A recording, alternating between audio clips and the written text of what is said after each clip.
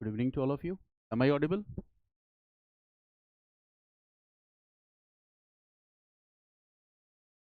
Okay, okay.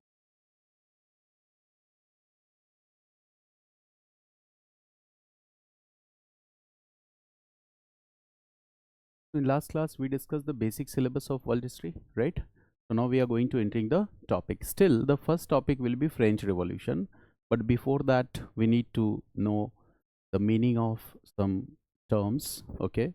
And the some developments during Renaissance. What is the meaning of Age of Enlightenment? We need to understand all these topics before we enter into the yes. कल मैंने syllabus ही discuss किया था, कुछ खास discuss नहीं किया था, right? So today I will discuss the theme, okay? In last class I discussed the syllabus only. So here now I'm going to start with the topic, and that is, first we need to understand some keywords. Clear? Keywords. Because these keywords will come across frequently, okay, while the discussion. So it's very important to understand the meaning or these keywords, right? And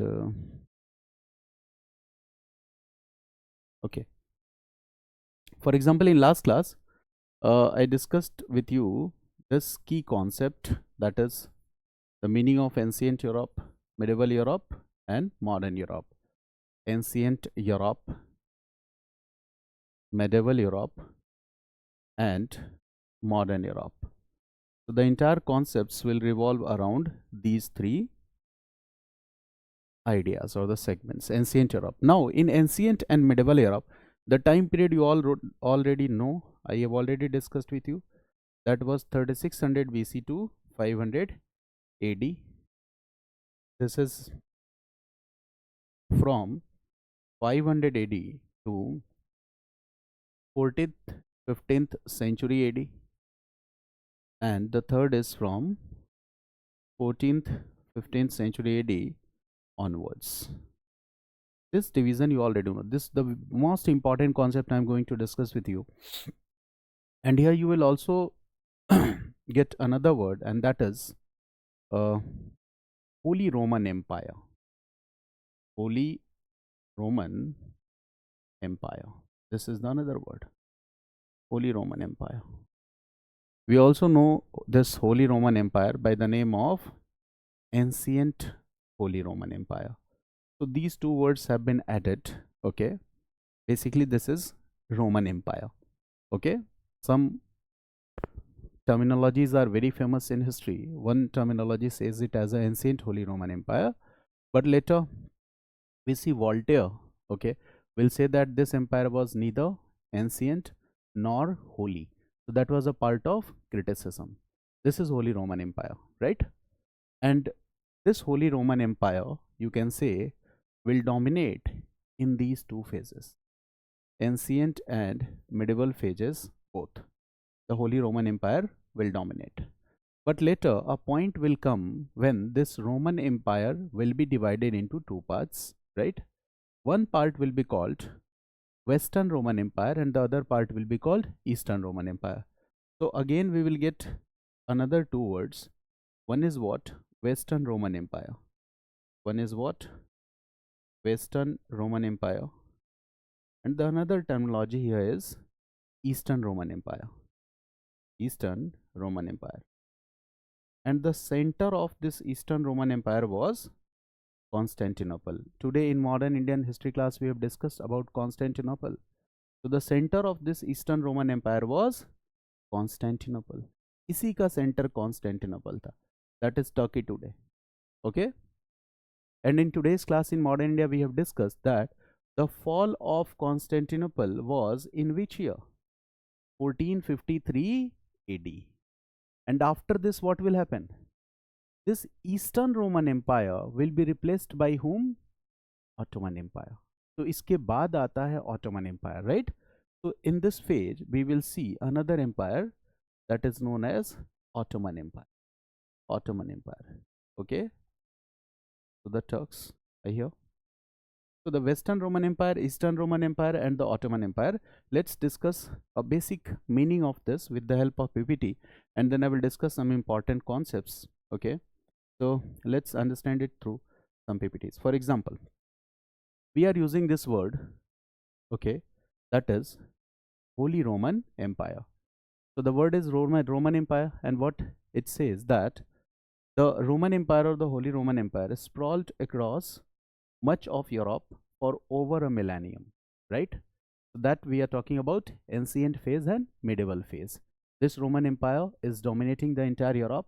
And the next important point that has been written here is it was comprising of the areas. The area that today is called Germany was a part of it. Austria was a part of it. Here, Germany was not an independent nation. In last class, I have discussed that unification of Germany and Italy. Germany and Italy as new nations will come in which year? 1870-71. But technically, we are using this word Germany. That today's Germany was a part of it. Austria was a part of it. Belgium was a part of it. Luxembourg, Netherlands, Czech Republic, Switzerland, okay, and Italy and etc. France, Denmark, Poland, okay, Liechtenstein. All these were parts of this Roman Empire. Means it was covering a large area, right? Now what we are using here? Which word we are using here? Western Roman Empire. Another word which we use is what? Eastern Roman Empire. And what has been written here? That the Romans did not use this term. The Roman Empire was at its climax during which time period? 117 AD. This phase is what? Roman Empire was at its climax. तो ये किस phase में? Ancient phase में है कि medieval phase में? 117 AD. किस में आएगा? Okay. So exactly 3600 BC to 500 AD. ठीक है? So this will come under ancient phase. So in 117 AD, okay, that is you can say that first century AD or second century AD, what we see is that the Roman Empire was at its climax, okay, and at this time it was covering these areas. It has been written. Now the second thing is that in 285 AD, that is 3rd century AD, the Roman Empire had grown so vast that it was no longer feasible to govern all the provinces from the central seat of Rome. मेरी बात समझ गया? When an empire will become so vast, so big, it will cover larger territories or area, so it will need how many capitals? 2 capitals. India, maybe in ancient India, you will find that many rulers had 2 capitals. Okay? So the same is happening here, that the Roman Empire has become very vast. It is very difficult to govern Roman Empire from one center. So what is the solution? Choosing 2 centers for the governance. So one center will control those countries which are the part of Western Europe, and one center will control those countries which are the part of Eastern Europe. And in this way, these two terminologies comes into existence. Western Roman Empire and Eastern Roman Empire. This is the reason. You can see here that soon after coming to power, this ruler made a these facts are not important for you. Only the idea is important. Fact mat ratna. Okay, they did what? Like right here, this is important, that divided the empire into 2 hubs. Okay, eastern part capital was Byzantium. This Byzantium is also known as Constantinople. ये centre था किसका? Eastern part का, Byzantium और Constantinople. And the western part, okay, Western Empire was governed from Milan, Rome. Okay, it means that what is the time period? This is the time period that is 3rd, 4th century AD. 3rd, 4th century AD, this vast Holy Roman Empire was divided into 2 parts. Western European countries, those countries which were a part of this Roman Empire in Western Europe were governed by this center, that is Milan, and in Eastern Europe, those areas which were controlled by Roman Empire, they were governed from Constantinople. And Constantinople lies at the junction of the famous trade routes also. That is the transit point also. And I told you that Constantinople was one of the most important center, urban center for intellectual and cultural activity, everything. So this is the reason. Now if you look at this map is in different context, but here you can see this division. this division, this entire is the holy, this all is Roman Empire, and this part is what? Eastern Roman Empire, and this part is what? Western Roman. Clear? This Eastern Roman Empire is governed from this center. This is known as Constantinople. समझ में आया आपको?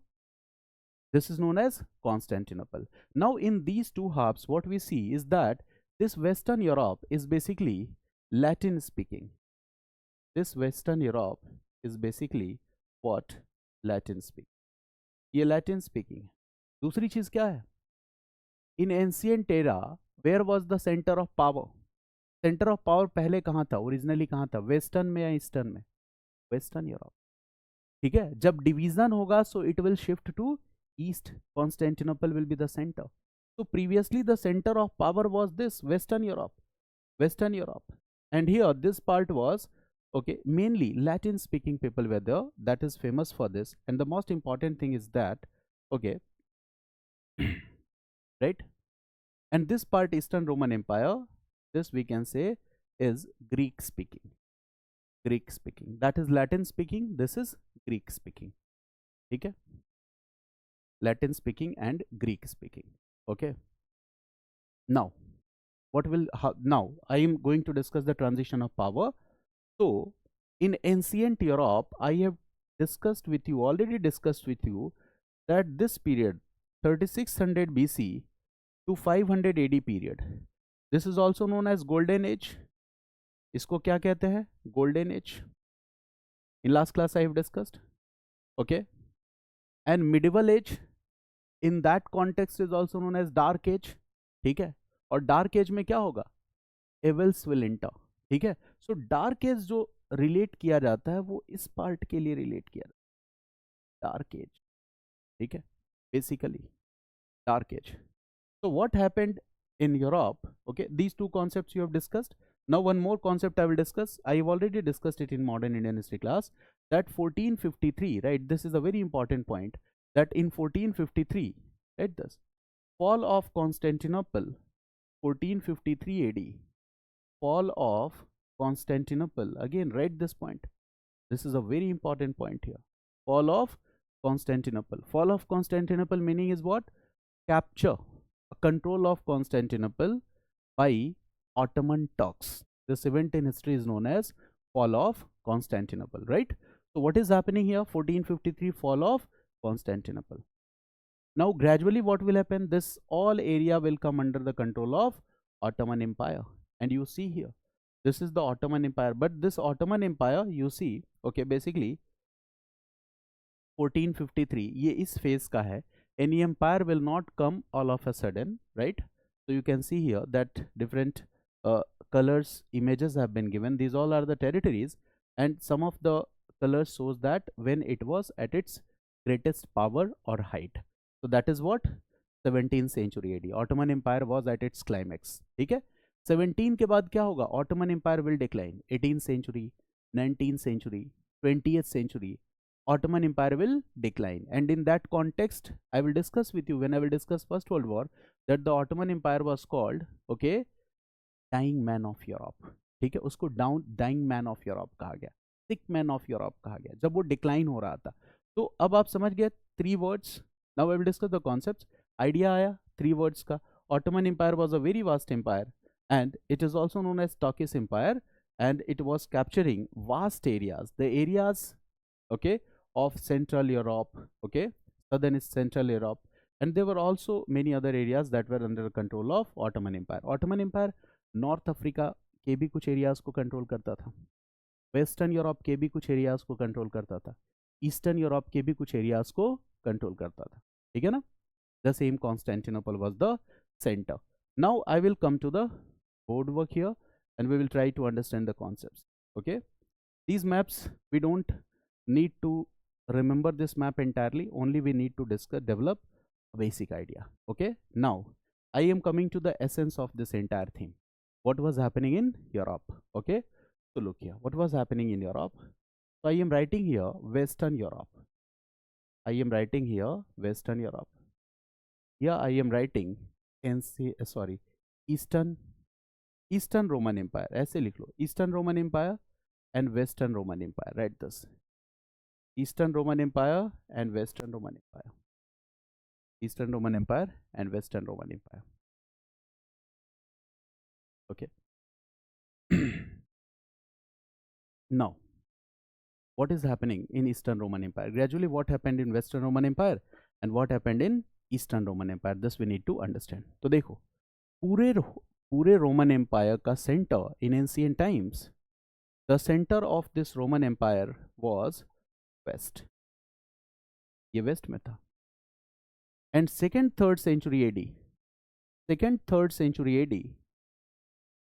it was divided into West and East, and here Constantinople became center of East.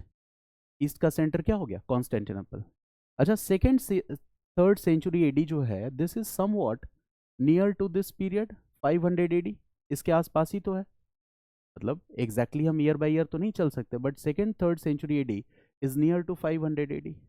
And this period in Europe, 500 AD to 1500 AD, this period in Europe is known as what? Medieval Europe. इसी को हम क्या कहते हैं? Medieval Europe. This is known as Medieval Europe. ठीक है. अच्छा, इसके पहले क्या है? Roman empire. ऑब्वियस वो भी डिग्रेड हो रहा है, but mainly this part will be related to what? Ancient Europe. This part will be related to what? Ancient Europe. This part will be related to what? Medieval Europe. Okay, this was happening. Now, here also there was a state system. In ancient Europe, there was a state system. Right, this state system. And here, there was monarchical state. But here, the political head and religious head both were the same. The political head and religious head both were the same. Okay, political head, religious head both were the same. It means the political head is known as king. If both are the same, it means the king was also having the divine status. If we say that the political head and religious head both are the same, it means the king was also having the divine status. ठीक है. Now, Christianity was also here. The religion what? Christianity. यहाँ पे religion भी क्या थी? Christianity ही थी. ठीक है. Monarchical system of state भी था. Political head, religious head both were the same. But in this phase, what we see is that the traditional Roman value system was maintained.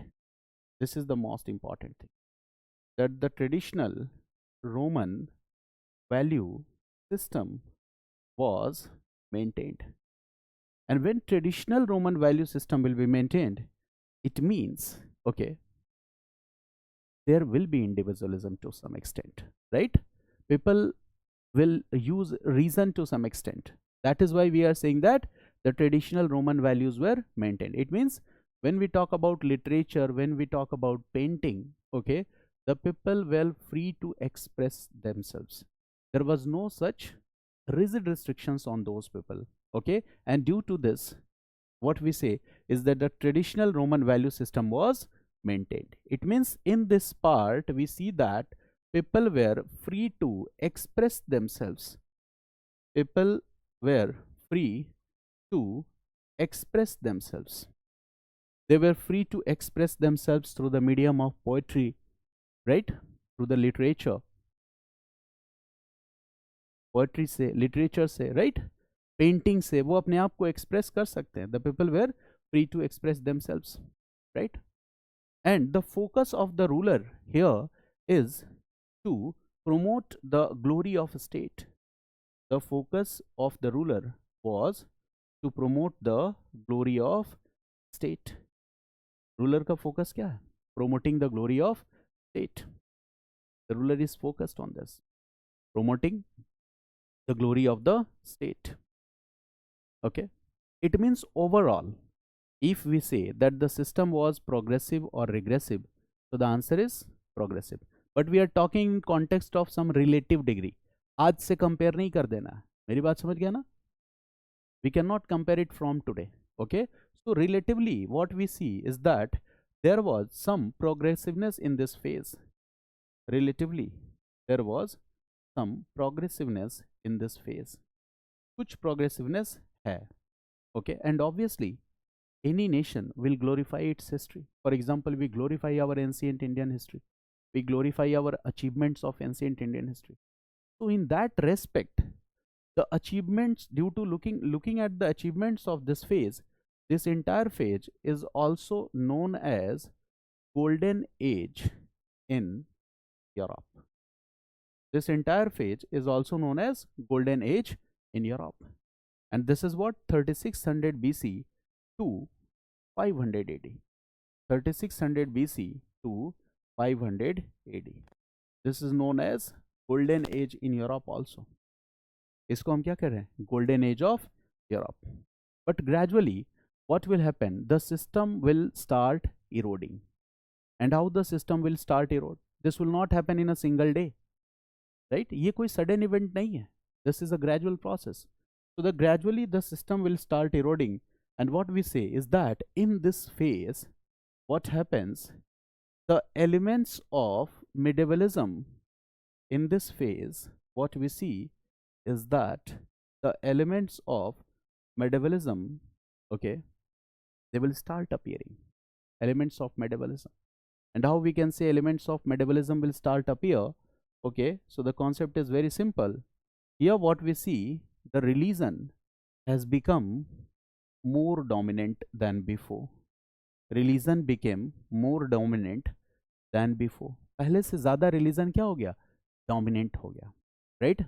The clergies, Catholic Church and its representatives, right?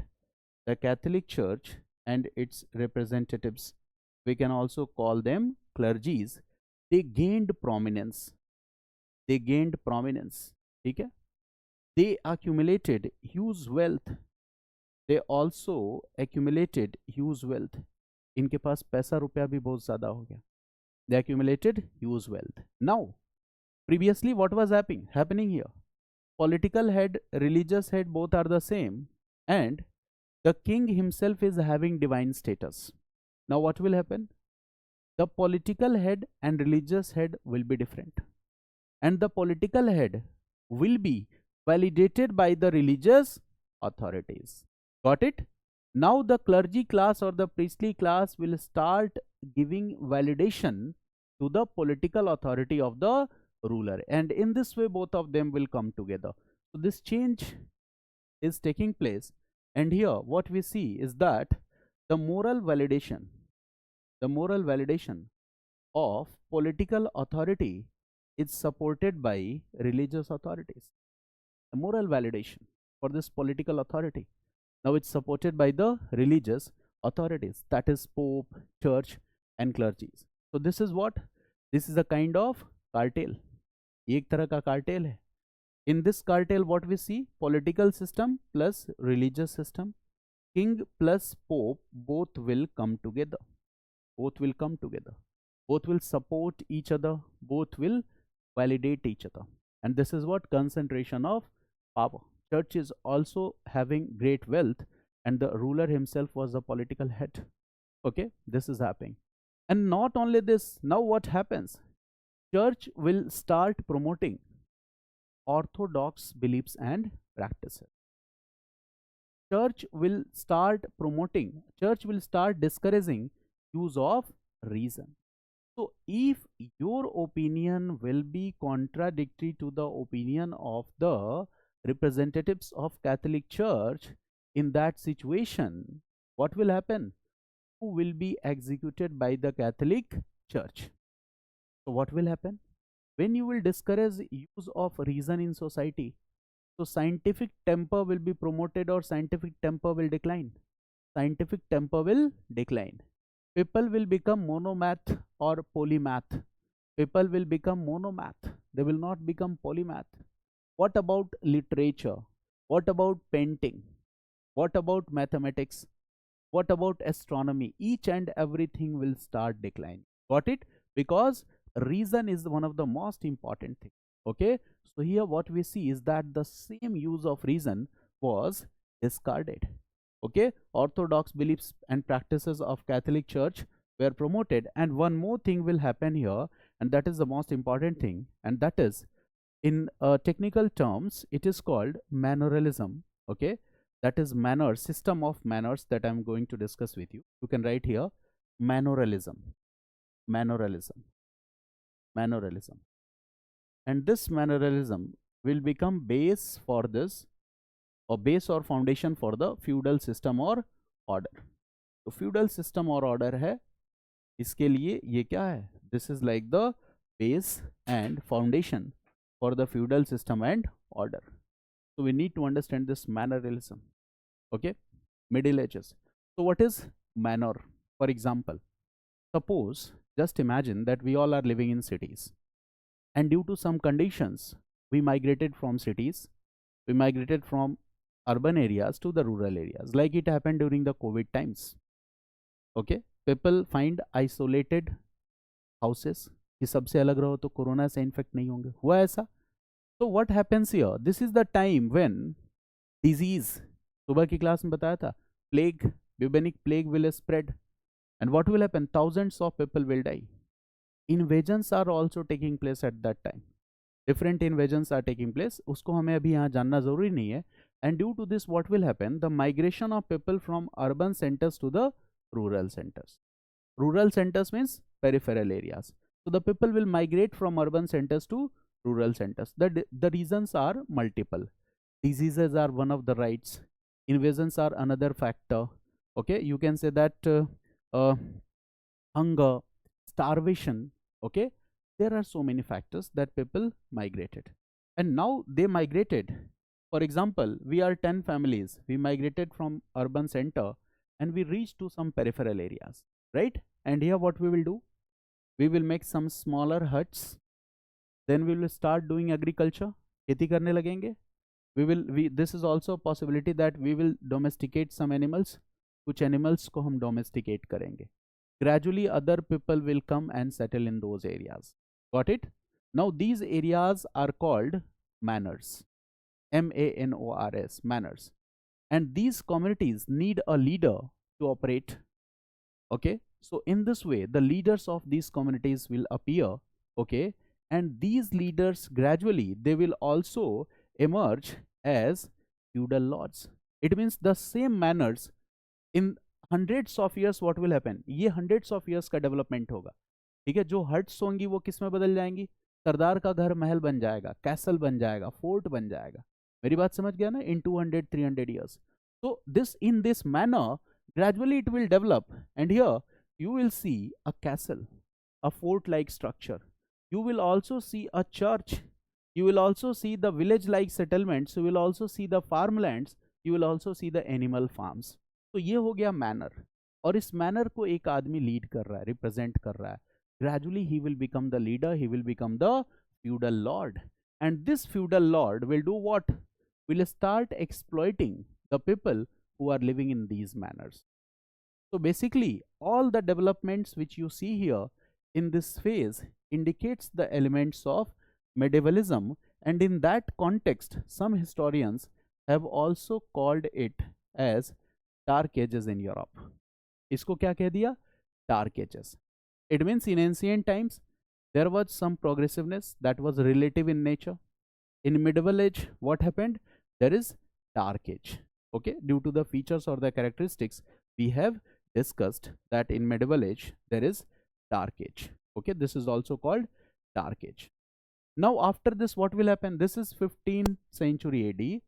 So generally we can write this as 14th or 15th century AD. So I am writing a time here, that is 14th or 15th century AD. Now from this period onwards we see an important development in Europe, and that development will be continued till this 17th century AD. Basically this is a never ending process, but to filter some differences the historians have divided. Renaissance कभी खत्म होने वाली चीज नहीं है, ठीक है. The Renaissance spirit can even be seen in the youths. ठीक है, तो कभी नहीं खत्म होने वाली चीज है, but still the phase has been divided, and this phase is called the age of Renaissance in Europe. This is called the age of Renaissance in Europe. Renaissance, Renesca is the word from which this word has been originated. And Renesca means what? Rebirth. Rebirth. Rebirth, in a sense, also means what? Awakening. Rebirth, in a sense, also means what? Awakening. Okay. And why we are using this word awakening? Now, have you understood that before this period there was dark ages in Europe, and that's why we are using the word Renaissance for this period. ठीक है ना? And another important event that I discussed with you, that what is the marker? 1453 AD event is the marker of this incident, and that is why this fact is important in history. Like 1757 battle is the marker, right? यहीं से हम क्या पाते? Modern India historians have divided in the same way. 1453 AD, that is fall of Constantinople. Fall of Constantinople event is the marker. This is the marker. 1453 AD event is the marker, right? And what we see here is that end of medievalism. 1453 AD is the marker, and here we see what? End of medievalism. यहीं पे हम क्या देखते हैं? End of medievalism and beginning of the early modern ages, and the beginning of early modern ages. This is the beginning of early modern ages. This is end of medievalism and beginning of early modern ages. तो जो beginning of early modern ages है, the features and characteristics of this is known as Renaissance. इस सारे के सारे development को हम किस नाम से जानते हैं? We know it by the name of Renaissance. Now we have to discuss the features of this Renaissance. Features or characteristics. What happened in Renaissance? What are the core features and values of Renaissance? Ask your question, Girish.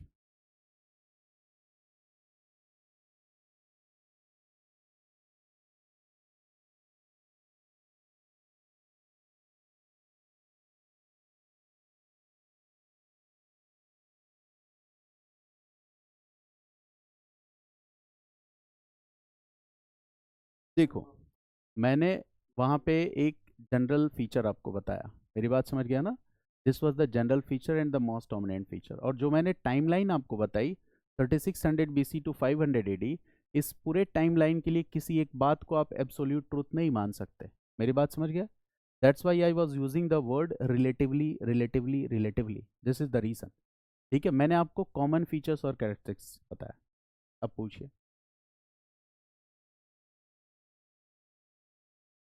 Actually देखो, बता रहा हूँ. World's ancient religions, आप किसको मानोगे? Which religions you will consider the world's ancient religion, and which were the, you can say that first global empire of the world. पहला global empire of the world कौन सा था? Was it Christian,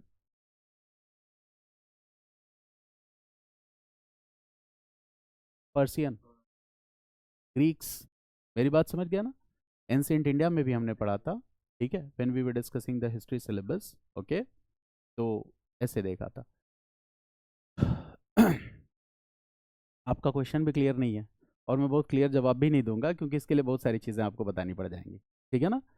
इतनी बात आपको समझ में आई? एंशिएंट वर्ल्ड, मिडिवल वर्ल्ड और मॉडर्न वर्ल्ड का कॉन्सेप्ट, बेसिक बात समझ में आया? वेस्टर्न यूरोप, ईस्टर्न यूरोप का concept. We don't need to remember the name of countries also, वो भी याद करने की जरूरत नहीं है. Only we need to understand the general idea. उतनी चीज़ों को जानना है.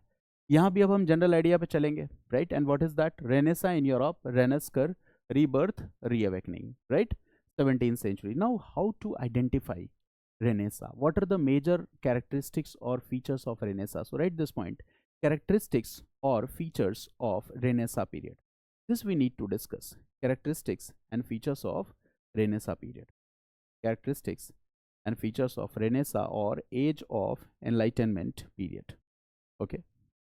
Now, can you answer? Can you give some points here? Renaissance characteristic features, कुछ पॉइंट्स बता सकते हो? बताओ, फिर मैं आगे डिस्कस करूंगा what should be the. Exactly, that is one point and very important point. The another important point here is that use of reason was encouraged. ठीक है, other points देखो, पहले जो आपने डार्क एजेस में पॉइंट्स पढ़े, ठीक है, उन्हीं में क्या होगा, सुधार आएगा, रिफॉर्म्स आएंगे। तो पॉइंट्स को ऐसे रिलेट करना है, जैसे I am saying that in dark ages what happened, cultural advancement was in progress और it stopped, cultural advancement stopped. तो रेनेसा में क्या होगा, cultural advancement will be promoted. So write the first feature, Renaissance. What will happen here? Write this: promotion of cultural advancement. Promotion of cultural advancement. Promotion of cultural advancement. ठीक है, cultural advancement का promotion. जैसे इसका सबसे popular example क्या है, right example is what, revival of ancient Roman and Greek literature, that is the most prominent example, that is revival of ancient Roman and Greek literature. This will happen, right? Revival of ancient Greek and Roman literature. So we are talking about culture, and the manifestation can be seen in many things. Here we are talking about what, literature. Literature की भी बात कर रहे हैं। अच्छा, literature में क्या होगा, freedom of speech and expression, when it will be promoted, it means we are promoting use of reason. So write this: promotion of use of reason, promotion of use of reason. And this will also promote scientific temperament, promotion of use of reason. This will also promote scientific temperament. ये scientific temperament को भी promote करेगा, right? This will also promote scientific temperament, right? Next point: painting, sculpture, mathematics, painting, sculpture, mathematics, painting, sculpture, mathematics, literature, literature, okay? बहुत सारे name हैं, Francis Bacon is the name, right? You can say Shakespeare is the name, okay? He wrote plays, tragedies, Macbeth और ये सारी चीज़ें, ये सब कब हो रहा था, रेनेसा वाले पीरियड में ही हो रहा था, and that is one of the most important thing, right? A painter was also free to express the ideas which he want to paint, ठीक है? So that is the most important point here. I will not enter into more detail because we need to know the basic meanings here only, right? तो यहाँ पे हम GS में बहुत detail में नहीं जाएंगे, right? You are not entering into the details, ठीक है? Now when use of reason will be promoted, what will happen, individualism will also be promoted to some extent. It means as an individual you will get the opportunity to develop all the traits of your personality. This will happen, okay? And that is the most important thing, right? This as an individual, as an individual, as an individual, right, one will get the opportunity to develop all the traits of his or her personality. Now there are two concepts here. One concept is the concept of monomath, and another concept is the concept of polymath, okay? So this polymath are the features or traits of the Renaissance man. Renaissance man. Polymath is the feature or traits of a Renaissance man, ठीक है? आप polymath कब बनोगे, जब आपके ऊपर से restrictions क्या होते चले जाएंगे, कम होते चले जाएंगे। जैसे monomath simply means what, a specialist. For example, okay, that if I know history and if I can teach only history, it means that I am a monomath, okay? I am not discovering or exploring other areas. And why I am not discovering and exploring other areas? Because if I am bound by an organization where I have to teach only history, so I will teach only history, right? But if I will explore myself, I can teach other subjects also, right? If you can explore yourself, you want to become a civil servant, but at the same time you can be a cyber expert, you can be a good photographer, okay? You can develop many traits in your personality, and these are the features or characteristics of the Renaissance man. We should have generalized skills in many areas instead of being a specialist of a particular domain only. हमारे पास generalised skills होने चाहिए, and we should try to develop our skills. हमें skills को क्या करना है, develop भी करने की कोशिश करनी है। So this spirit was being promoted during Renaissance period. For example, have you heard the name of Leonardo da Vinci? Okay, अब लियोनार्डो द विंसी के बारे में क्या,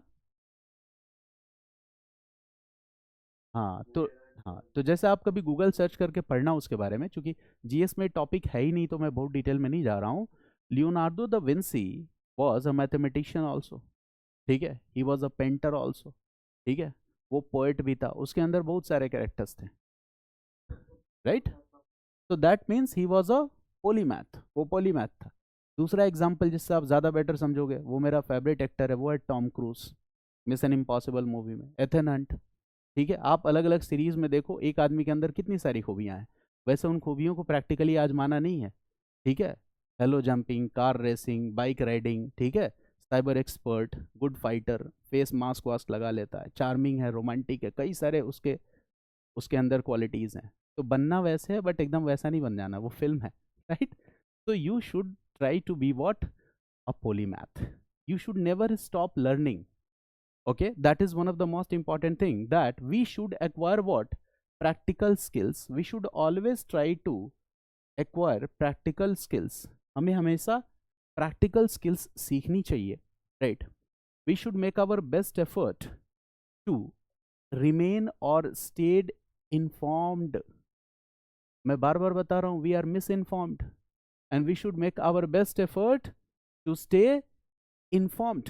It means we should have the valid information or knowledge. तो हमें इसके लिए भी कोशिश करनी चाहिए। We should stay informed. हमें informed भी होना चाहिए, right? We should never stop learning. We should have the knowledge of multiple fields. Multitasking is a good thing.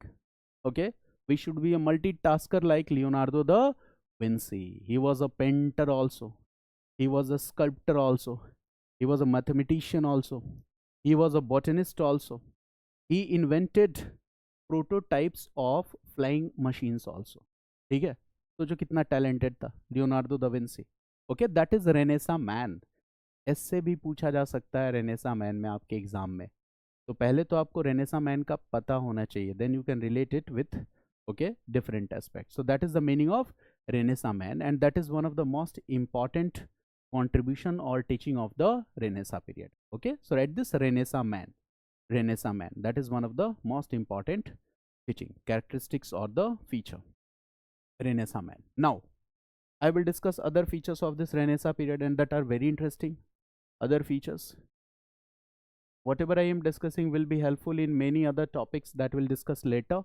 ठीक है, पहले ही कुछ कॉमन चीज़ों को समझ लेते हैं। For example, what was happening, देखो, in dark ages, in dark ages or medieval ages, what was happening, the church was promoting orthodoxy. Now there are two words here. One word is this worldism, one word is this worldism. Bore तो नहीं हो रहे हो ना आप लोग? कहोगे कि ये कैसा टीचर है, अभी तो टॉपिक शुरू ही नहीं हुआ, दूसरा दिन निकलने जा रहा है। We will use all the concepts in the topics, ठीक है ना? This worldism, and the second is that worldism. Second word is that worldism. That worldism. अच्छा, कुछ बच्चे खुश हो जाते हैं कि टीचर ने कहा कि वर्ल्ड हिस्ट्री 10 दिन में खत्म हो जाएगी, I will finish world history in 10 days। भाई, teacher can finish in 7 days also, but इससे आपको खुश नहीं होना चाहिए, क्योंकि वो आपने नहीं फिनिश किया है। किसने किया है? टीचर ने किया है। तो कम classes are not in the benefit of students, ठीक है। You will get more classes, you will read more, is a simple idea, ठीक है। और मैं ये नहीं कहता 21 years में IAS बन जाना है, 22 में बन जाओ, ठीक है, लेकिन तनाव मत लो, ठीक है। चलो, this worldism, that worldism. Can you explain what is this worldism and what is that worldism? कुछ guess करो, can you explain?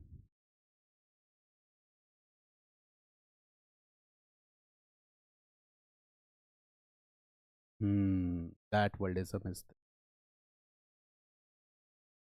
very good, utopian idea. The concept of heaven and hell. Now, who was promoting this that worldism? Catholic Church and its representatives were promoting that worldism.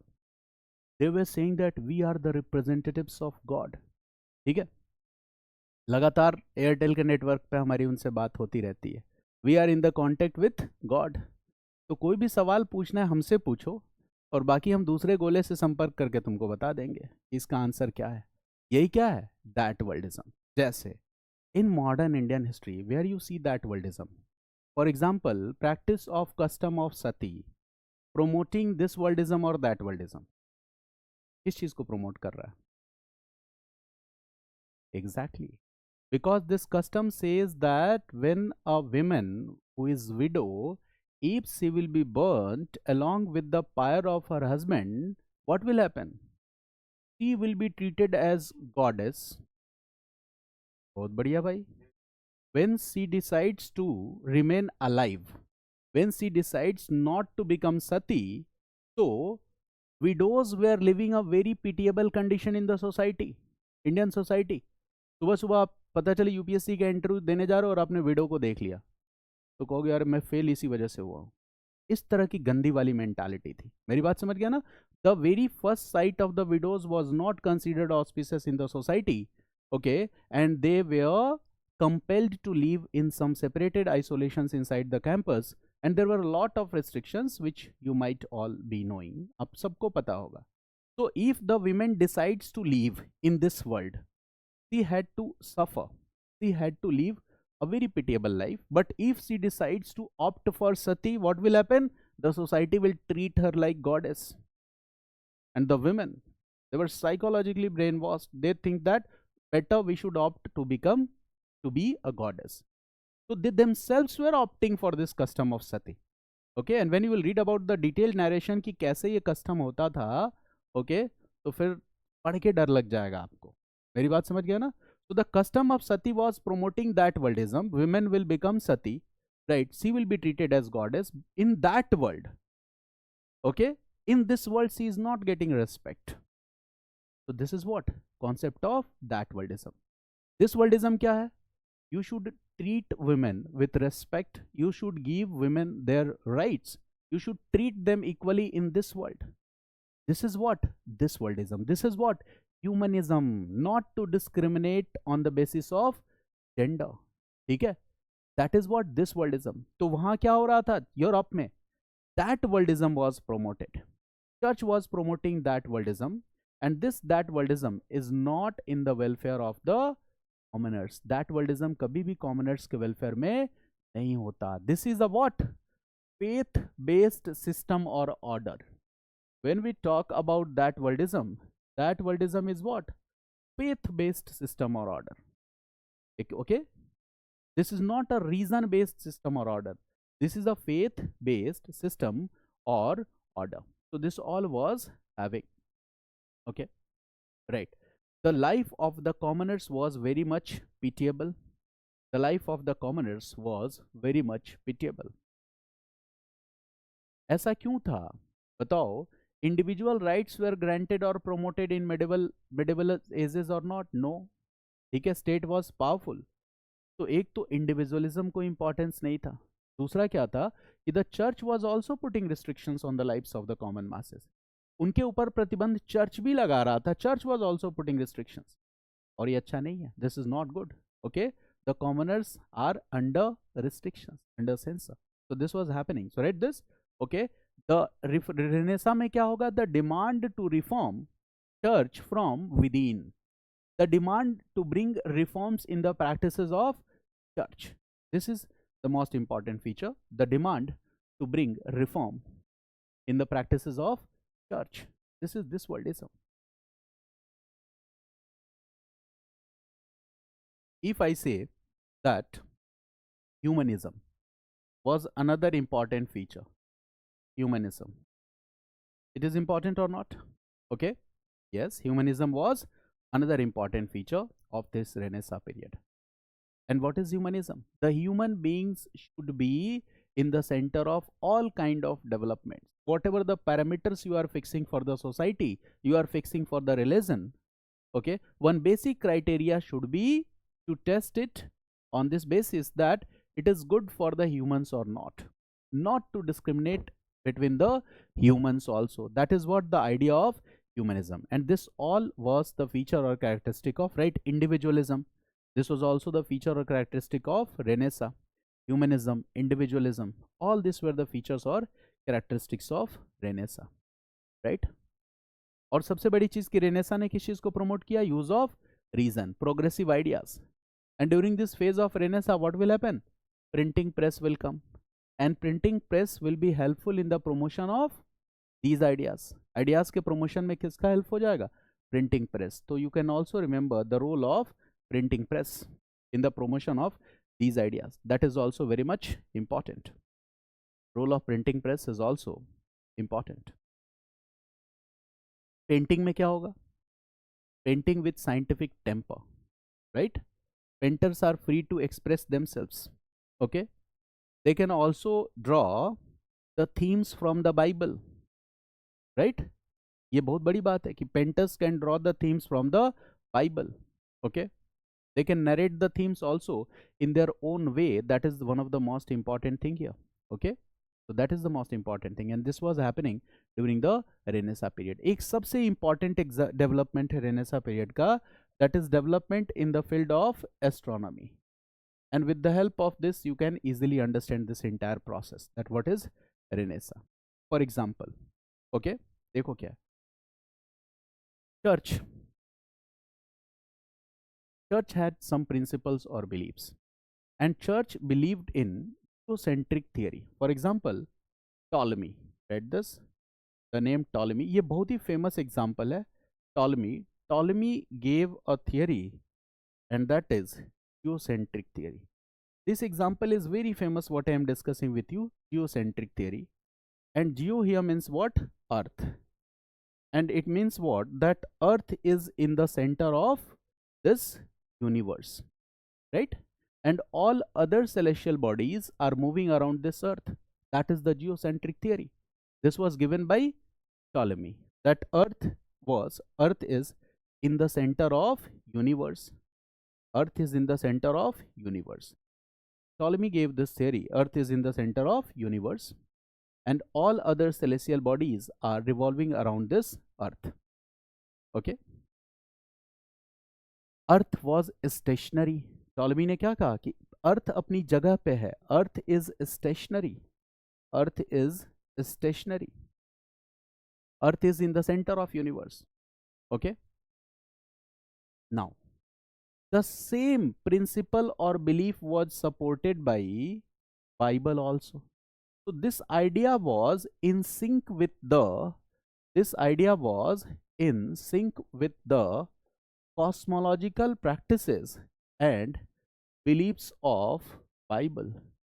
This idea was in sync with the cosmological practices and beliefs of Bible. This idea was in sync with the cosmological practices and beliefs of Bible. अब बताओ Bible को इससे objection है इस idea से? Yes और no? No, Bible को कोई ऑब्जेक्शन नहीं. बाइबल भी वही मानती, कैथोलिक चर्च भी वही मान रहा था जो टॉलमी ने कहा था. तो यहां तक तो कोई बात नहीं है. But renaissance will do what? Renaissance will promote scientific temper. अब साइंटिफिक टेम्पर आएगा तो this might be possible that Girish will become Pythagoras. Girish Pythagoras हो जाएंगे. Now he will start doing research. ये अपना रिसर्च कर रहे हैं. Now the next theory will come. अगली थियरी क्यों आएगी? क्योंकि use of reason is being promoted due to renaissance. अगर रेनेसा नहीं आया होता तो पाइथागोरस भी नहीं आया होता. मेरी बात समझ गया ना? So what will happen here? The next theory will come here, and that is what? Pythagoras. Pythagoras. And again we are talking about Pythagoras was a Greek scientist and he gave a theory, that is heliocentric theory. He gave a theory and this theory is known as heliocentric theory. ये Pythagoras की theory होगी, heliocentric theory. And heliocentric theory says what? That the sun is in the center of universe. Sun is in the center of universe. This is heliocentric theory. Universe के center में कौन है? Sun है. Now tell me, is it in contradiction with Ptolemy's theory? Yes. क्या इससे Catholic church authorities के पेट में दर्द होगा? Yes, they will not be happy because the idea is not in sync with cosmological practices and beliefs of Bible. तो इसने इतना बताया कि sun is in the centre of universe. अब use of reason was promoted. फिर आएगा Copernicus, he will give his idea. ये कहा जाता है कि आइडियाज प्रोमोटर है, तो what will happen here, Copernicus will come, Copernicus will come and Copernicus will say that the Ptolemy's theory is wrong. सीधे सीधे कह दिया। And if you are saying that Ptolemy's theory is wrong, what does it mean? You have rejected the cosmological practices and beliefs of Bible. ये बहुत बड़ी बात है। Ptolemy's theories is wrong, and he says that heliocentric theory is correct. Sun is in the center of universe. And he adds one more thing. And what he adds, he says that the other planets move in circular orbits around the sun. What he says? That the other planets move in circular orbits around the sun. दूसरे planets circular orbits में घूमते हैं। आप बताओ Copernicus सही कह रहा था या गलत कह रहा था, जल्दी बताओ। The other planets move in circular orbits around the sun, ठीक है। और इलिप्टिकल ऑर्बिट क्या होता है? ज्योग्राफी पढ़े हो ना। सर्कुलर ऑर्बिट होगा कि इलिप्टिकल ऑर्बिट होगा? Elliptical orbit, it's not circular orbit, होगा ना। तो देखो, यानी कि यहां जो देखो कोपरनिकस जो बात बता रहा है, एक बात तो सही है, he is agree with what, heliocentric theory is saying that sun is in the centre of universe, but he is saying that, what he is saying, he is saying that the other planets move in circular orbit, this is not true, ये गलत है। तो फिर कौन आता है? Kepler, the another thinker will come, Kepler. So write this, Kepler, and Kepler will say that Copernicus theory is good, heliocentric theory is correct, heliocentric theory सही है।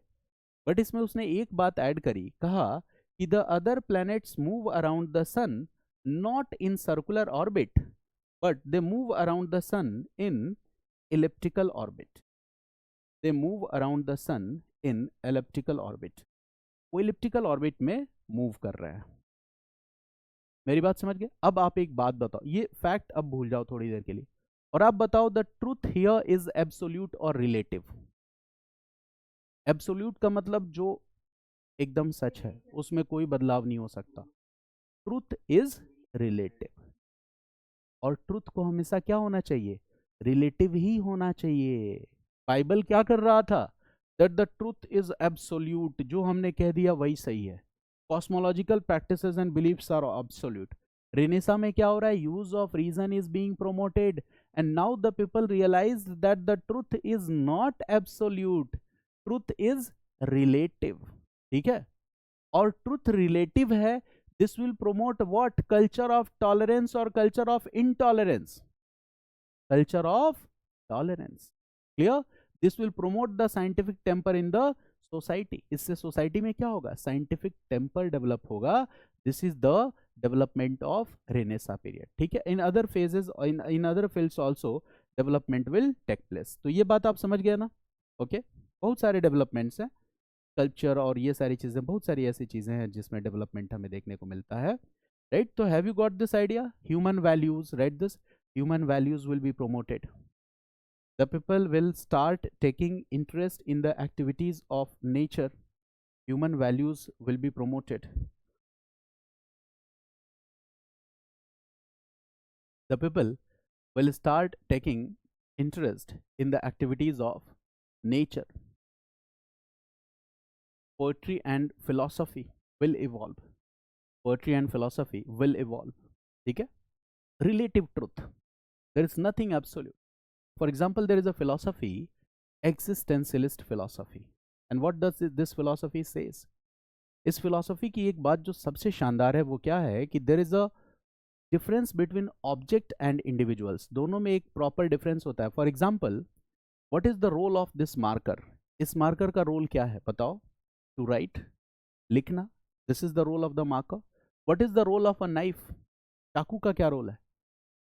Cutting vegetables, or मतलब ऐसा. It means the role of an object is fixed. But nowadays what is happening? We are fixing the role of individuals also.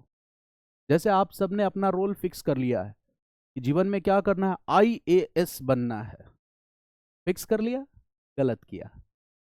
You are an individual. It is good that I want to become an IAS in my life, but this might be a possibility that after IAS I may become a founder of a company, I may become a minister, I may become chief minister, I may become prime minister.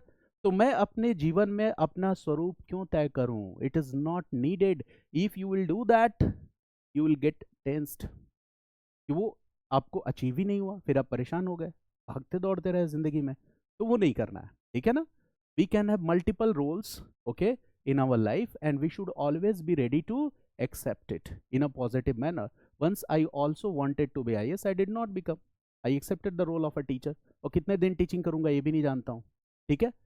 So I am ready for the next career also. So we should never do that.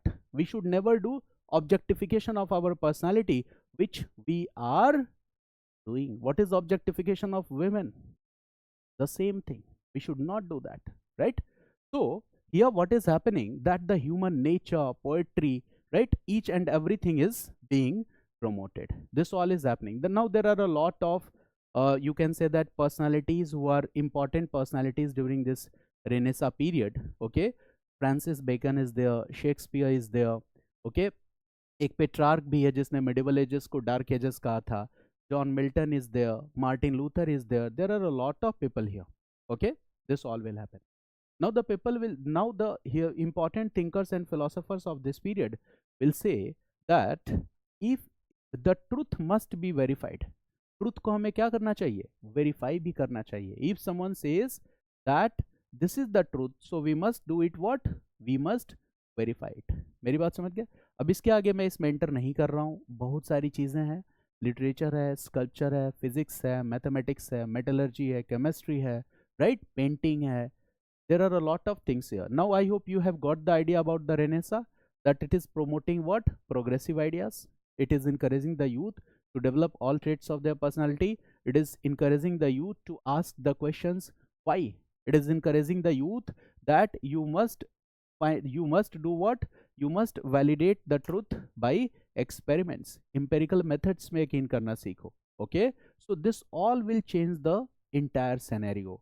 There are demands that there must be improvements in the church, reforms in church from within. So there are a lot of demands going on during this phase of Renaissance. Is it clear? Now there is another phase that is called Age of Enlightenment. That is called Age of Enlightenment. Okay, so the developments during this time period, 17th and 18th century. देखो, this is the later phase or development of the Renaissance period itself.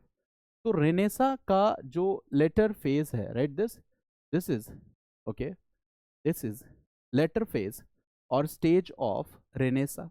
Okay, or you can say that this is the second part of the development of Renaissance.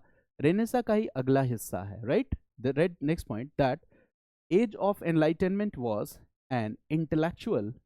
Age of Enlightenment was an intellectual. It was an intellectual, philosophical, cultural, and social movement. It was an intellectual, philosophical, social, and cultural movement. Intellectual, philosophical, social, and cultural movement. Now tell me, the previous features will be continued or not? जो पहले पढ़ा वो यहाँ continue होगा कि नहीं? So right, all the previous features will be continued. All the previous features will be continued. All the previous features will be continued. But the most important features here are, यहाँ पे भी सबसे important feature क्या हो जाएगा? One feature will be reason. Age of Enlightenment period में. The another important feature will be natural law. The another important feature will be natural law. Okay. The another important feature is, right, humanism. Humanism.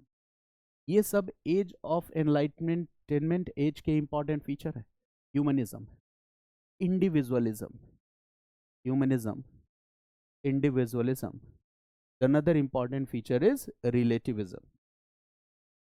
There are others also, but these words we generally find while reading the books. So I will discuss the meaning of these words. That's why I am discussing with you. One is what? Reason.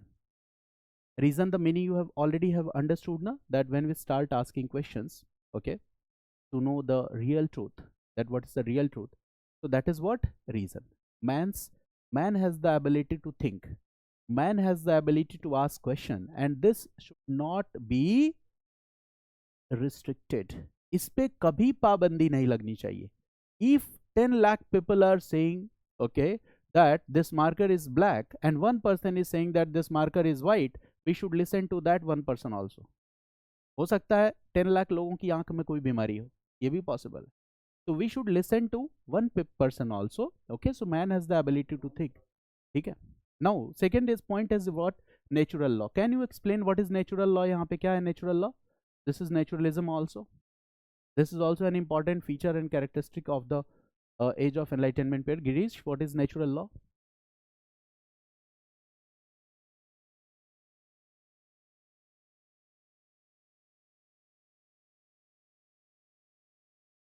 मैं एक रिक्शे वाला हूँ, समझाओ what is natural. मैं teacher नहीं हूँ, बताओ क्या है नेचुरल.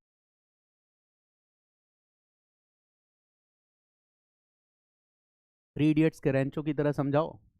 वो पेड़ से सेब नीचे गिरा, पता नहीं कितनी बार गिरा.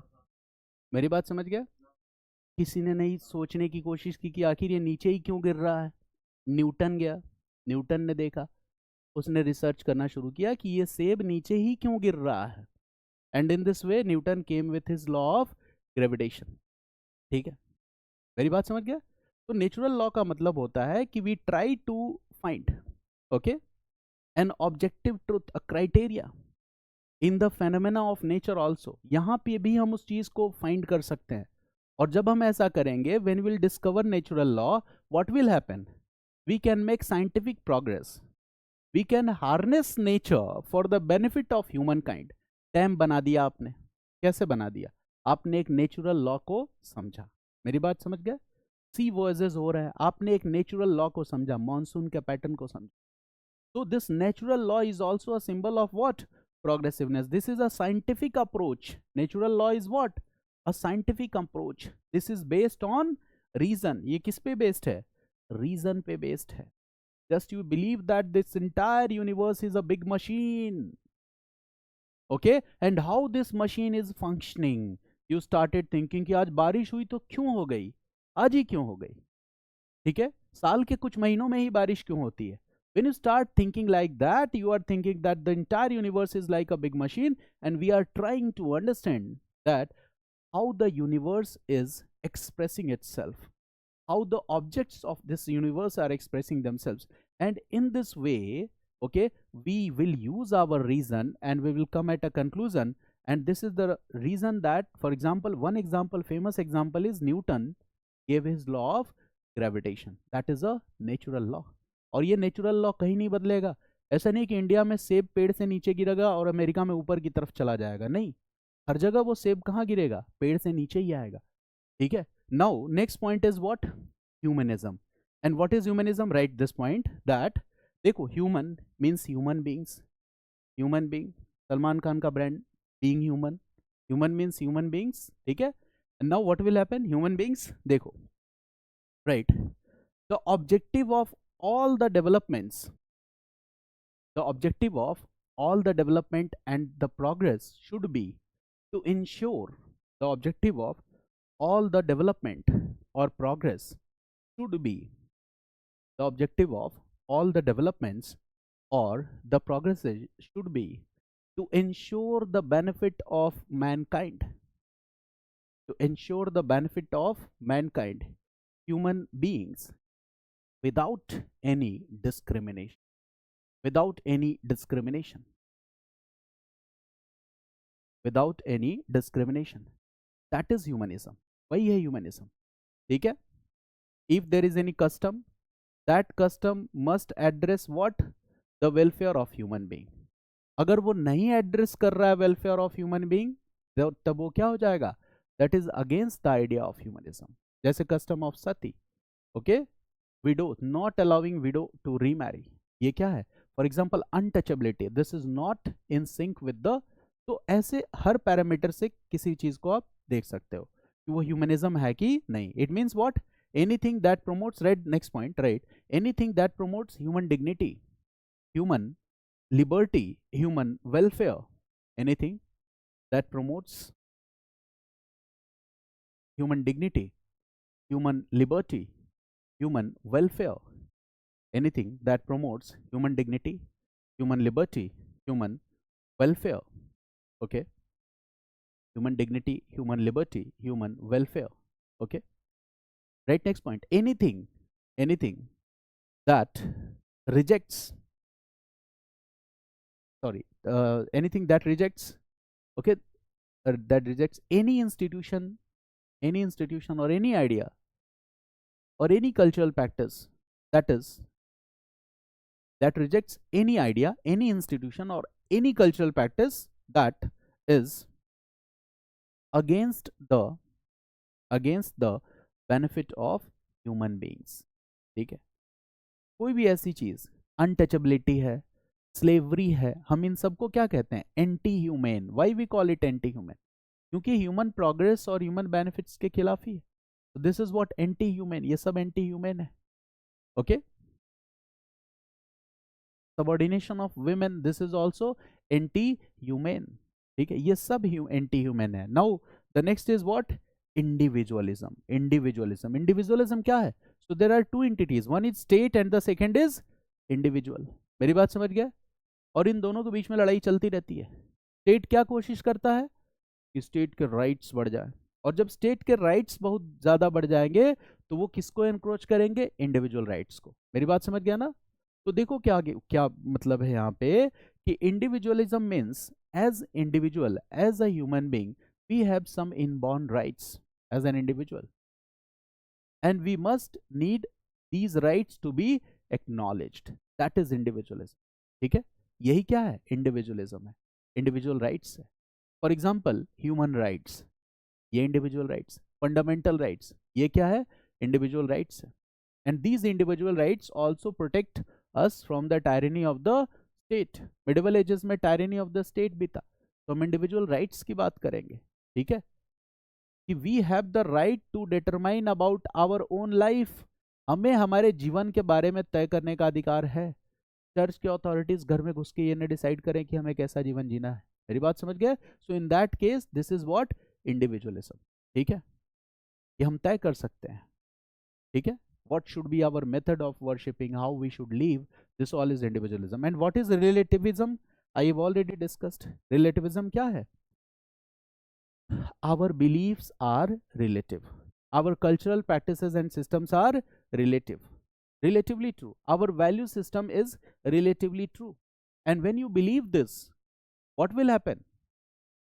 Culture of tolerance will be promoted, secular aspects will be promoted, multiculturalism will be promoted. मेरी बात समझ गया ना? For example, if you say that my religion is the only true religion, दुनिया के बाकी सारे धर्म झूठ है, it means this is not relativism. ये relativism नहीं है. You are believing in absolutism. So what is the you can say that opposite word for this relativism, that is absolutism. If I say that my God is the only God, my religion is the only religion that is true, it means I am believing in absolutism. But if I say that I believe in the God which I worship, I believe in the religion which I follow, but I also believe that the God which you worship and the religion which you are following, that is also good. Your God is also okay, true. My God is also true. There is no any contradiction in this. So this will promote what? A kind of thought that is also known as religious universalism. So these ideas and these values are very much important. Got it? So this will happen.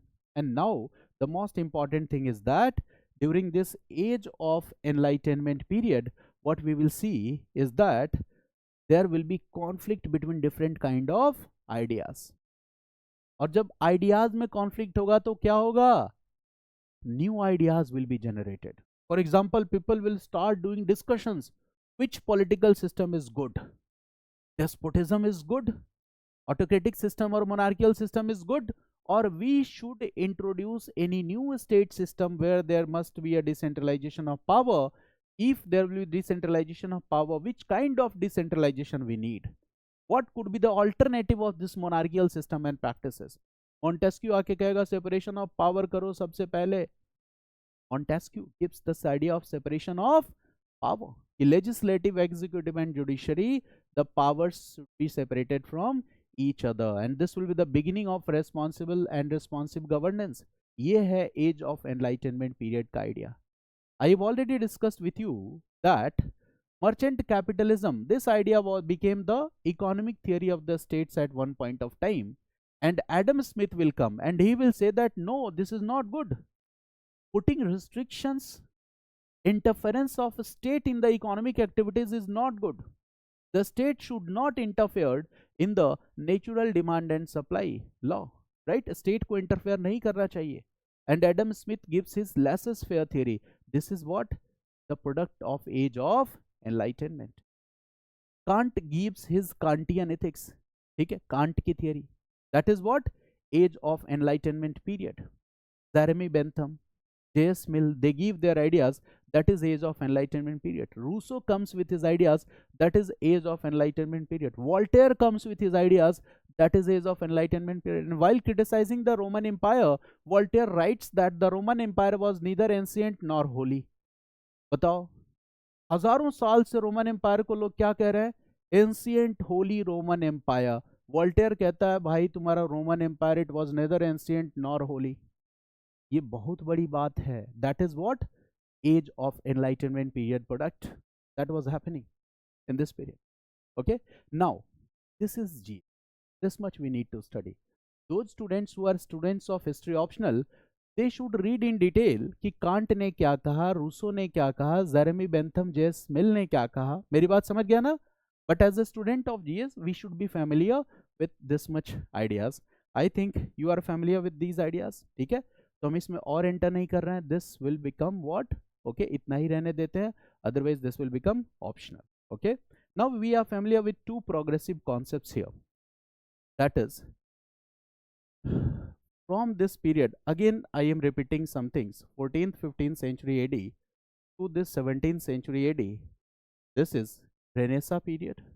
Renaissance period. और ये years आपको याद हो रहा है. These facts are called string of facts. हमको इतना पता होना चाहिए, then we can construct our opinion or the thought. 17th 18th century is what? 17th 18th century is Age of Enlightenment. Clear? अब क्या होगा? Renaissance period, there will be impact, and in the modern history class I already have discussed the impact in very detail, so I will give a glimpse here. ठीक है ना? कुछ एक बात बता दे रहा हूँ. I have already discussed this in detail that what will be the impact here. तो एक impact कहाँ दिखता है बताओ, जो लोग मॉडर्न इंडिया की क्लास में थे? क्या क्या impact होगा Renaissance का? Where the impacts can be seen? Exactly, scientific discoveries, scientific inventions and discoveries. ये भी हमने डिस्कस किया था. Age of exploration and age of discoveries, this also we have discuss. तो इम्पैक्ट तो यहाँ भी होगा. ठीक है. Now what will happen? Feudal system will crumble. I have already discussed in detail. Feudal system will crumble, और इस feudal system को रिप्लेस क्या करेगा? Commercial revolution. तो यहाँ भी तो इम्पैक्ट है रेनेसां पीरियड का, राइट?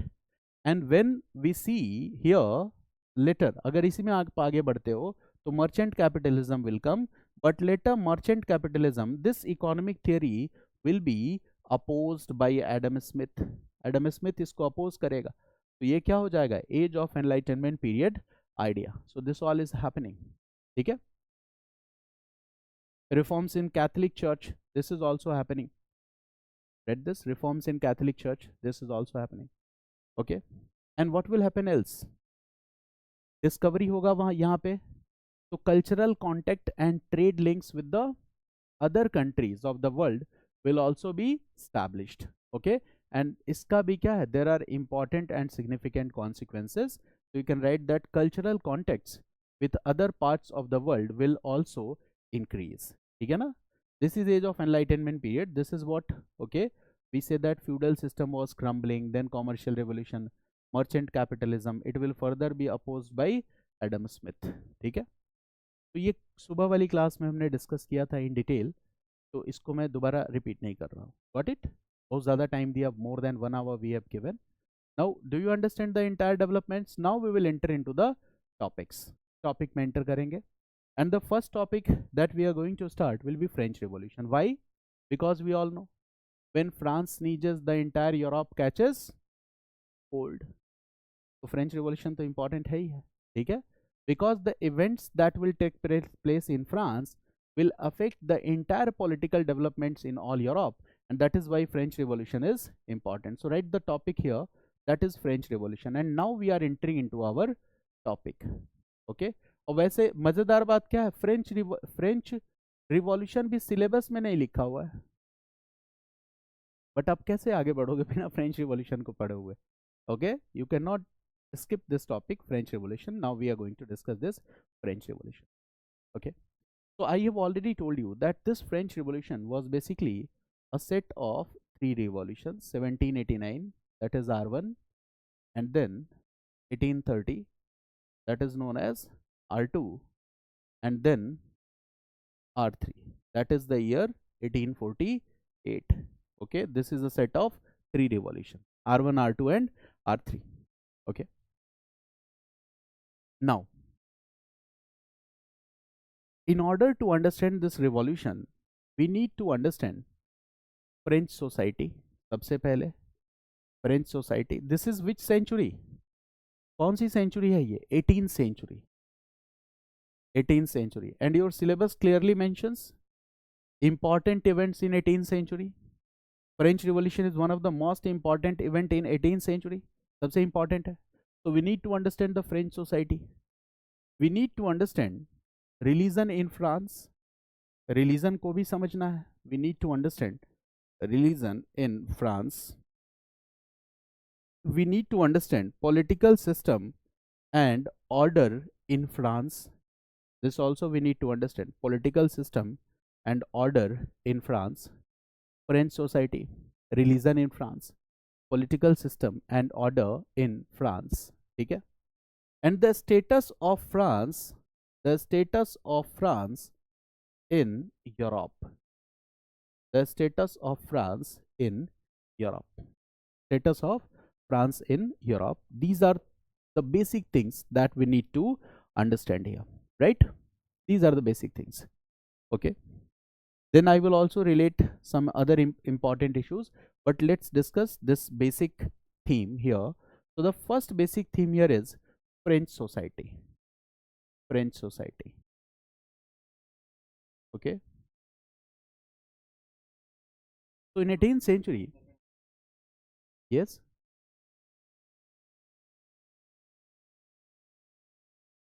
हाँ, बिल्कुल बिल्कुल बिल्कुल. So we are going to discuss this French society. So this is a very you can say that popular concept, that here we are going to discuss about the society, and we are going to discuss the old regime in France. देखो revolution क्या लेके आएगा? New regime. Revolution के पहले France में क्या है? Old regime. So I will discuss the basic features, और अभी जो हमने डिस्कस किया इसके साथ रिलेट करेंगे कि how these conditions are in sync with the old and ancient regime, उसके साथ कैसे sync में है. So obviously the 18th century revolution will bring new regime. This will bring new regime. So before this revolution, basically the regime was what? Old regime. Old regime. So in society also the reflections of this old regime are seen. Society में भी वो reflection old regime का देखने को मिलता है.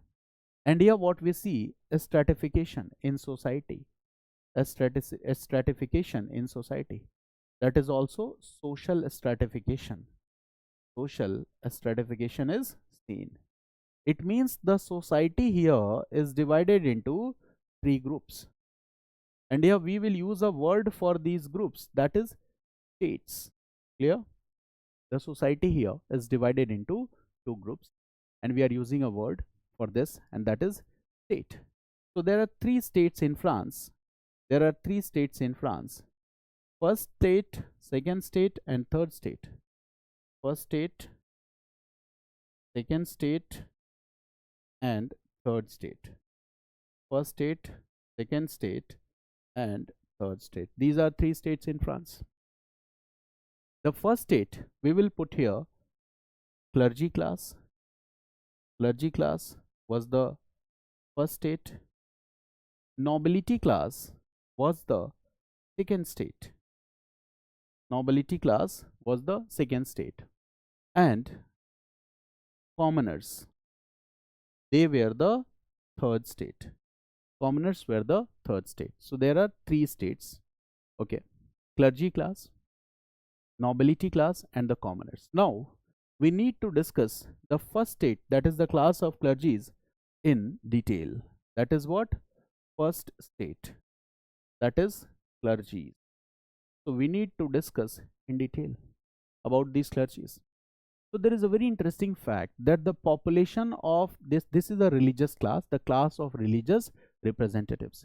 इनका population जो था ना 1% of total population, उससे भी कम था. It was even less than that. लेकिन फिर भी दया करके हम लिख देते हैं इस पे 1% of the total population. So the class of religious representatives, the population was nearly 1% of total population. ये population था 1% of total population. And they were controlling, okay, how much land?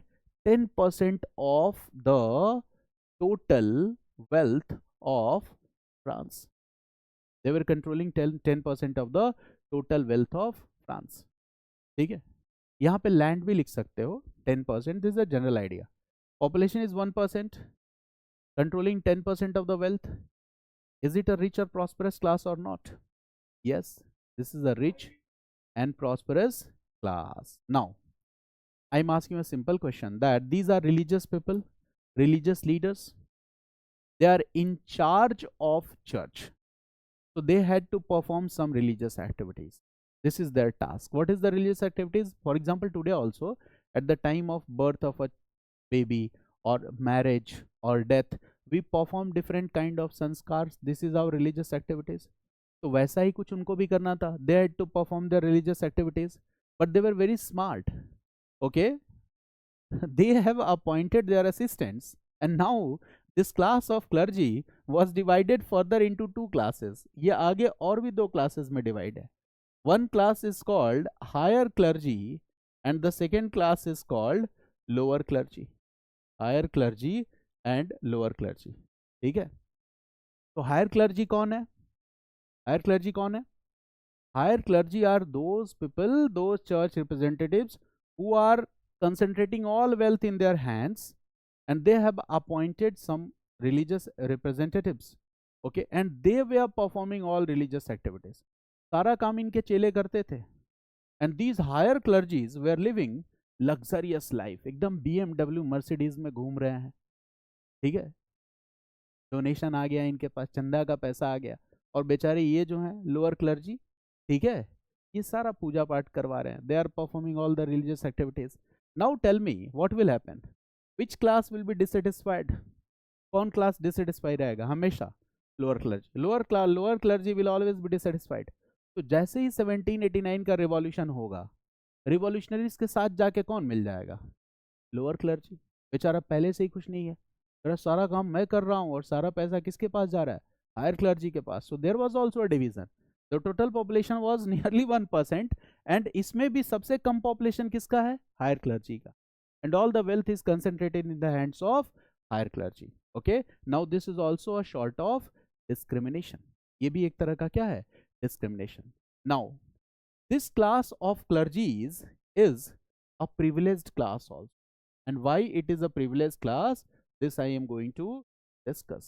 This class was a privileged class also. ये privileged class भी. privileged class क्यों था?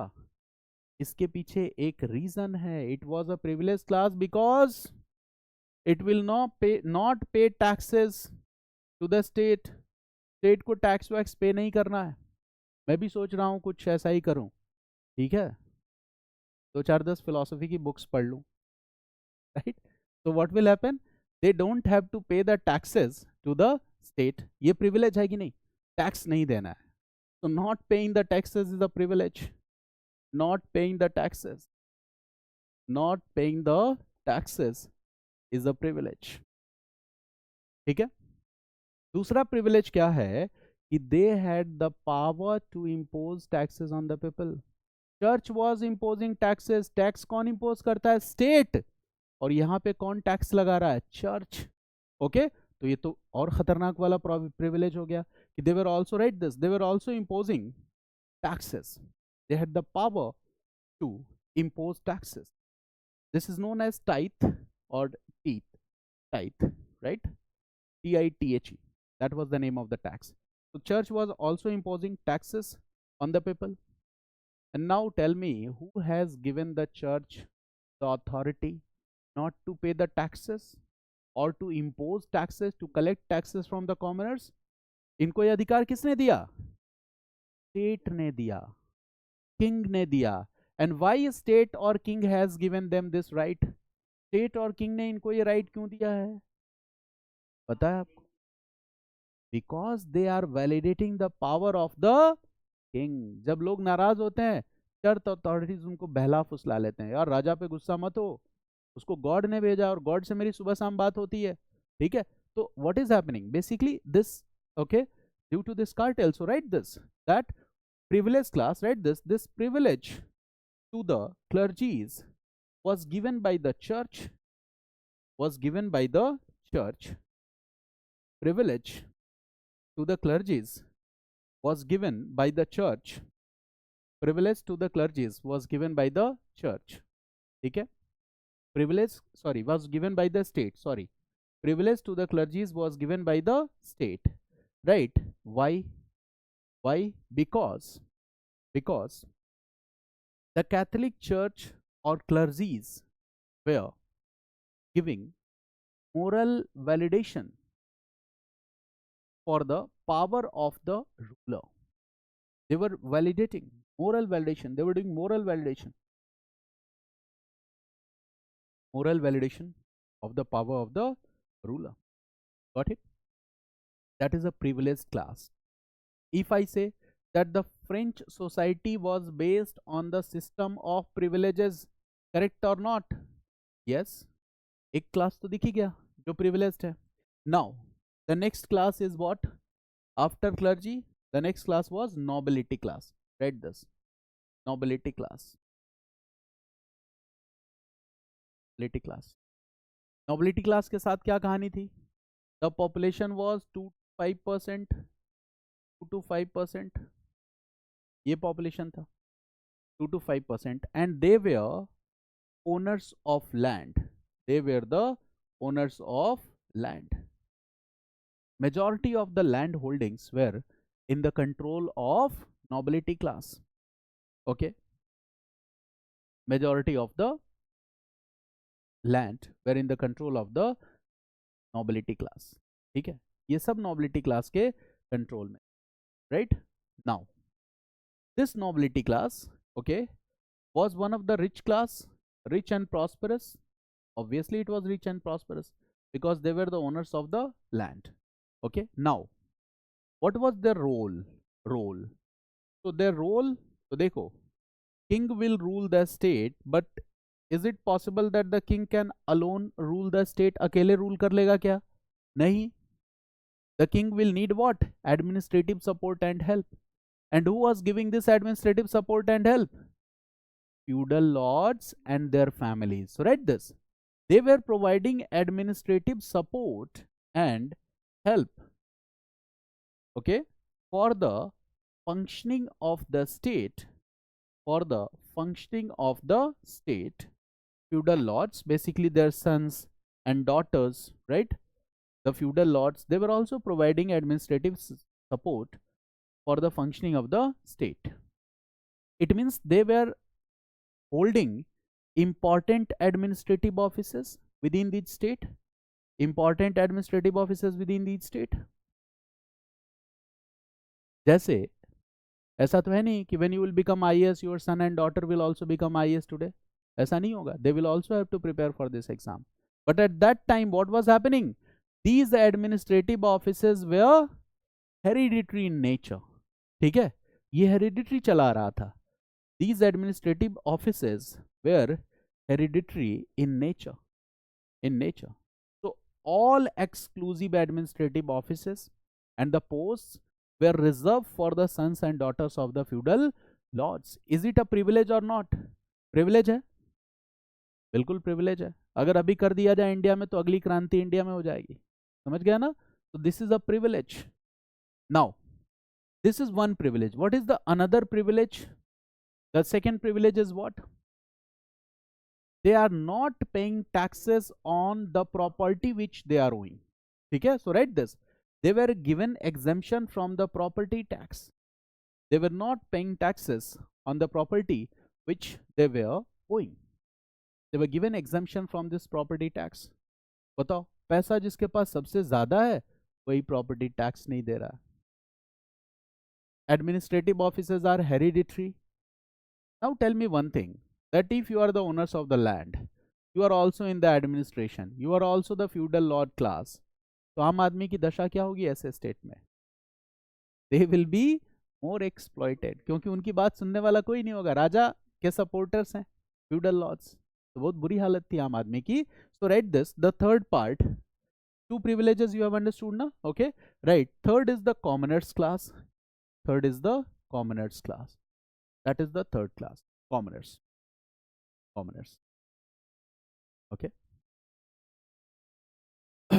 Commoners class. 90, write this. 92 to 95% of population. This is not an exact data. किसी book में आपको 92, 95, कहीं nobility class को 8% लिखते तो it's okay. ठीक है, 92 to 95% of population. Okay. And this class was the backbone of the country. आज भी backbone है.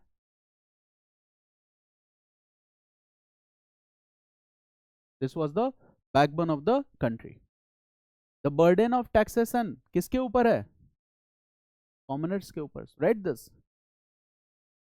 All the burden of taxation, all the burden of taxation lies on the shoulders of the commoners. It means they were paying taxes. Here they are not privileged. They were paying taxes. So in this respect, they were non-privileged class. सारा tax यही पे कर रहा है. So that is a non-privileged class. They are paying all the taxes. They are paying, you can say that, the largest share of the taxes. So this is a non-privileged class. Are they facing discrimination in society? Yes. So they are paying all the taxes plus largest share of the taxes, and they are also facing discrimination in society. They are also facing discrimination in society. They are excluded from all the exclusive administrative offices and services. क्या ये administrative offices और services जो important है? I am not talking about, okay, all the services. So read this. They were also excluded. They were also excluded from all the important administrative offices. They were also excluded from all the important administrative offices. वहां से इनको बाहर कर दिया. ठीक है. They are paying all the taxes. और church को रिलीजियस टैक्स कौन पे कर रहा है? Tight tax. These people, they are facing discrimination. They are paying property taxes also. Property tax is known as taille. In France, it is known as taille. Religious tax that was imposed by the church was known as tithe. ठीक है. So they are paying this tax also, property tax, taille also, tithe also. So they are paying all the taxes. They are facing discrimination. They are facing discrimination. Now I'm asking you a simple question, that this class is a privileged class or non-privileged class? Non-privileged class. So write this point. This class was a non-privileged class or not privileged class. This class was not privileged class. ये not privileged class था. Okay. Not privileged class or non-privileged class. Now who will come in this third, you can say, commoners? Commoners में कौन कौन आएगा? Okay. Exactly. So read this. Peasants, workers, lawyers, doctors, bankers, teachers, सबका लिख लो नाम. ठीक है. This all is in the list of the commoners. ये सारे के सारे commoners में. And this is non-privileged class. This is non-privileged class. All these are the commoners, non-privileged class. Now I'm asking a simple question, that the third state is a homogeneous body or heterogeneous body? Exactly. So read this. It was a heterogeneous body. ठीक है, अलग अलग groups थे यहाँ, it was a heterogeneous body. Now I will ask you a statement and you will say that this statement is true or not. Okay, the statement is, अभी पूरी बात नहीं समझ में आएगी बट आप ये समझ सकते हो. जैसे for example first statement is, the society in France was based on system of privileges. Do you understand the meaning of this? Okay, which are the privilege class? First state, second state. Which is the non privilege class? Commoners. And which are the what are the examples of these privileges? You already know this. Now a historian says that the revolution in France was not directed against the feudal system but against the effect survival of the part of the system. Basically it was directed against the system of privileges. हालांकि ये बात आगे समझ में आएगी आपको, इसीलिए don't write this. Right one point here that the revolution in France was mainly directed against the system of privileges. Write this point and I will discuss and then you will understand that what I mean to say. The revolution in France was mainly based on the system of privileges. Okay, it was based mainly on the system of privileges. ठीक है, ये privileges के system पर based था. Okay, now you have some idea about basic idea about the society in France. ठीक है, society की understanding हो गई. ठीक है, अब देखो, अभी थोड़ा सा क्लास के ड्यूरेशन को 5, 10 या 15 मिनट में कुछ कम रखूंगा. रीजन क्या है, कुछ बच्चों की 3 क्लासेस हो जा रही हैं, 4 क्लासेस हो जा रही है. ठीक है ना, तो 1-2 बच्चों ने मैसेज किया तो I will take care of this. तो आज तो 15 मिनट्स पहले हम छोड़ देंगे. 1 hour 45 minutes will be sufficient. ठीक है, we will cover it on time.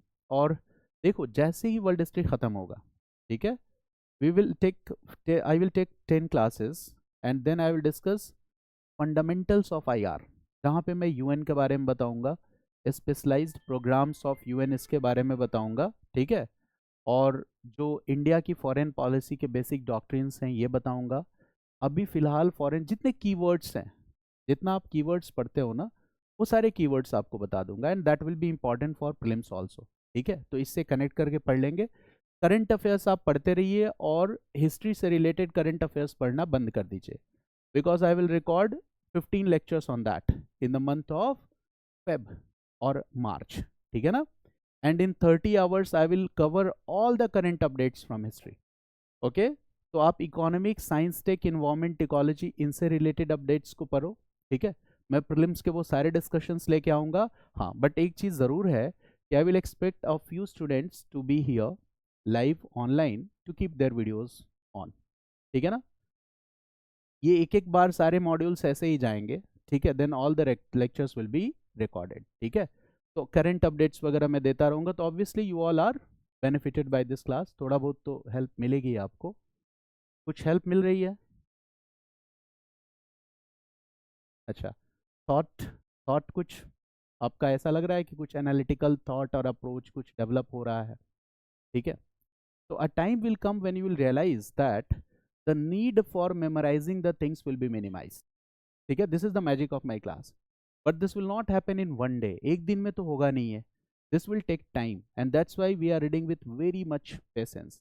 एक टाइम आएगा कि you need to read only PYQs and some facts and you will be comfortable in prelims and you will be expert in writing mains also.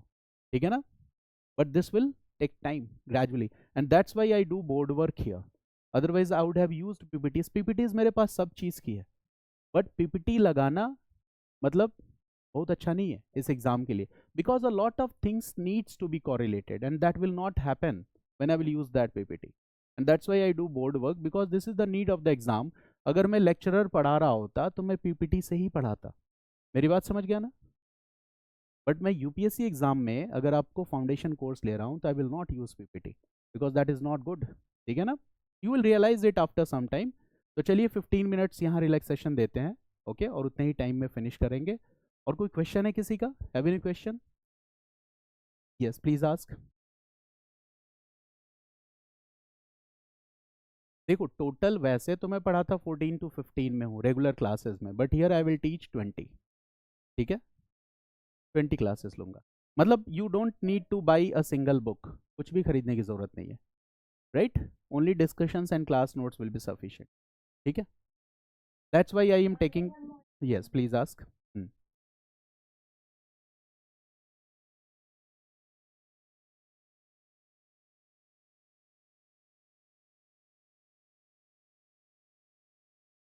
Actually अभी तो दो lectures जो है ना, जैसे कल वाला और आज वाला है ना, वो तो मैं चूंकि यूट्यूब चैनल मैंने अब बनाया है, ठीक है, तो उस पर तो मैं ये दोनों लेक्चर डाल दूंगा, तो आप देख लेना। लेकिन वो लेक्चर्स जो होंगे ना, वो यूट्यूब पे जो अवेलेबल होंगे, वो सारे नहीं होंगे, ठीक है ना, कुछ ही होंगे, बट ये 2 डेज के लेक्चर्स तो होंगे उसमें, तो आप वहाँ से देख लेना उसको, ठीक है ना। इसीलिए मैंने आज यहाँ थोड़ा स्किप भी कर दिया था, बिकॉज वो आज या कल तक आ जाएगा, तो उसको देख लेना आप, ठीक है ना। थोड़ा इसीलिए मैंने स्किप किया था कि आप वहाँ से थोड़ी हेल्प ले सकते हो, right? Okay, okay, thanks to all of you, welcome, welcome.